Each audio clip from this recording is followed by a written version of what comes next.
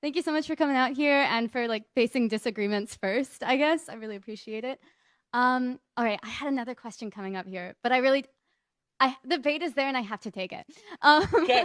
So I am also pro-choice, and I was wondering how, um, like you said to the previous dude back there that the government, in cases where human life is at risk, should step in through any means necessary, be it through mandates, be it through bans, things like that, right?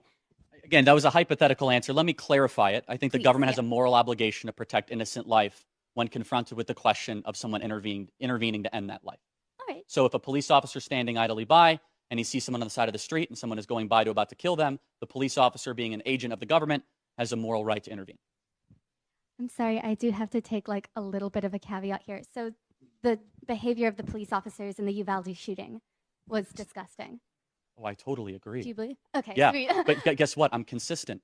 The cowardice that happened at Uvalde is the cowardice we allow to happen when there's 1 million abortions in our country every single year, All right, okay.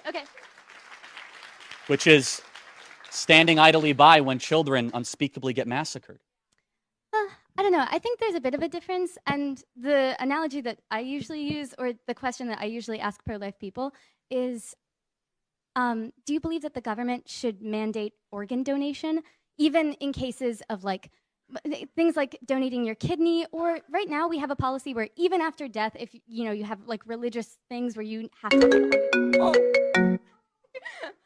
Sorry, that's me.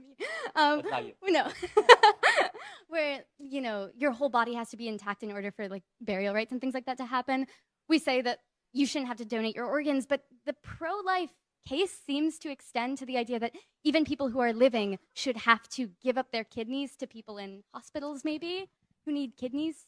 Well, I don't quite see it that way. Okay, But what makes a uterus different? well, first of all, Sorry. again, in 99.67% of the cases, the woman made a choice that could And potentially. what about those 0.4%? What do you think should happen then? Oh, I think the baby should be delivered, of course, because I'll give you an example. Let me just prove it to you. If I had 2 ultrasounds, and one of them was a baby conceived in rape, and one was a baby conceived in consensual sex, Well, of course. which one is it? They look the same. I do. But you can't tell that. because they're both human beings.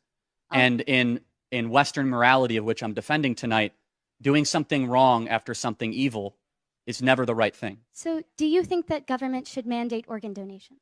No, and I think it's a false equivalency for more reasons than one, for a lot of different reasons. By the question of, do I think the government should come in and protect innocent life from being slaughtered? Of course I do.